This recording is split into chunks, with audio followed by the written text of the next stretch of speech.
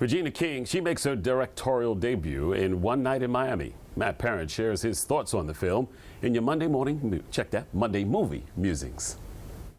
Welcome to another Monday, and happy MLK Day. The Marksman hit theaters this weekend, but I feel like I've been inundated with Liam Neeson as of late.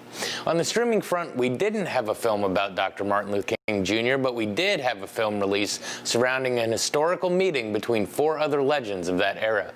In Regina King's directorial debut, we see a fictitious account of what may have transpired at this actual event, and without any further ado, let's take a look at One Night in Miami. Our film begins on February 25th, 1964, and centers around four legends and friends: Malcolm X, Cassius Clay, Jim Brown, and Sam Cooke. We start with a little snippet of backstory on each, showing one point where they were each knocked down, literally or figuratively. We jump back to present day to see Cassius Clay beat Sonny Liston to become the heavyweight champion of the world. Expecting a celebration, the four meet up at Malcolm X's hotel room and instead start a discussion that will take them through the evening. Unbeknownst to the group as a whole, each of these four men are on the precipice of life-altering decisions that will change both their lives and history. Malcolm is on the verge of leaving the Nation of Islam after finding out and shunning Elijah Muhammad's indiscretions. Cassius has decided to convert and to adopt the lifestyle of a Muslim. Jim Brown has gotten a taste of acting and is considering leaving the NFL, and Sam Cooke is writing that song to empower the movement. As the movie progresses, we see that Malcolm is trying to encourage these men to use their celebrity to push equality. He sees so much potential in each of them to be a weapon for justice, and at times this passion leads to flared tempers. We see doubts and desperation arise. However, we as the audience, having the benefit of being 57 years in the future,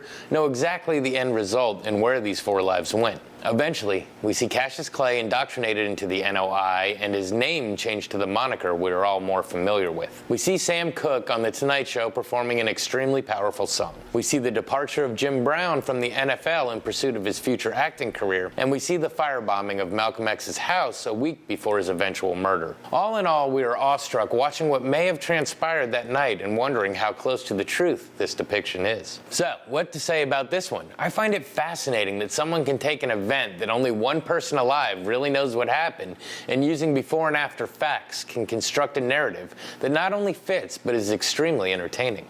I would be extremely interested to hear Jim Brown's response to the movie and see how close he says it comes to some of the actual conversations.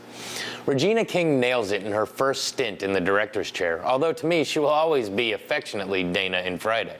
She told these four actors not to imitate these icons, but to make them their own. And by giving that direction, we see these four men basically show a love letter to these giants of history. You've heard the phrase to be a fly on the wall. Well, this movie gives us just that, regardless of how historically accurate the actual dialogue is. It's a cool movie that gives potential reasoning for certain historical decisions, although some liberties may be taken with the timelines. All in all, this is one that should be checked out, as it gives a different way of looking at these historical figures and their motivations. This has been your Monday Movie Musing. Back to you. All right, stick with us. Tyler has one last look at the forecast when your news at noon continues.